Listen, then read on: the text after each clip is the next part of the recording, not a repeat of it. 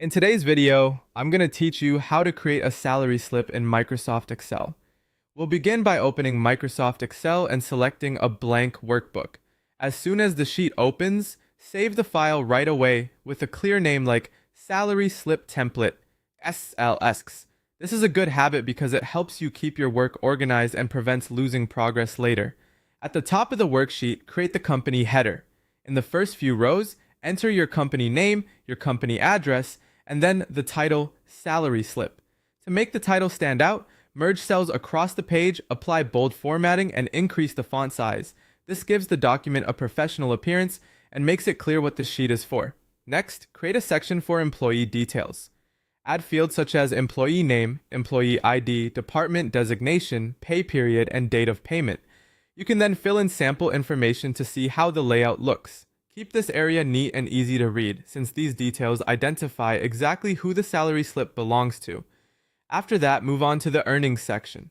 Create two columns, one for the earning type and one for the amount.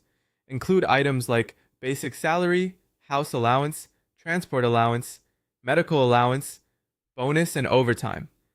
Enter the corresponding amounts beside each item. This section represents the total income before deductions are taken out. Once the earnings are listed, calculate the gross salary. Below the earnings table, use the sum formula to add all earning amounts together. For example, you can use equal sum and select the earnings range. If your cells are in different positions, just update the cell references to match your sheet. Now create the deductions section in a separate area. Add categories such as tax, social security, health insurance, loan deduction, and other deductions along with their amounts. Then calculate total deductions using another sum formula, again adjusting the cell range based on your layout. To find the net salary, subtract total deductions from gross salary. This gives you the employee's take-home pay, which is the most important final figure on the slip. Once the calculations are complete, format the salary slip so it looks polished. Apply borders to the tables, use bold headings, align the text properly, and format all salary figures as currency or accounting from the Home tab in the Number section. If you want, you can also apply company colors for a more branded look.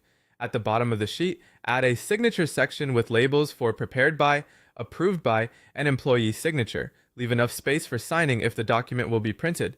Finally, save the file, open Print Preview to check the layout, adjust margins if needed, and then print it or export it as a PDF. And that's how to create a salary slip in Microsoft Excel.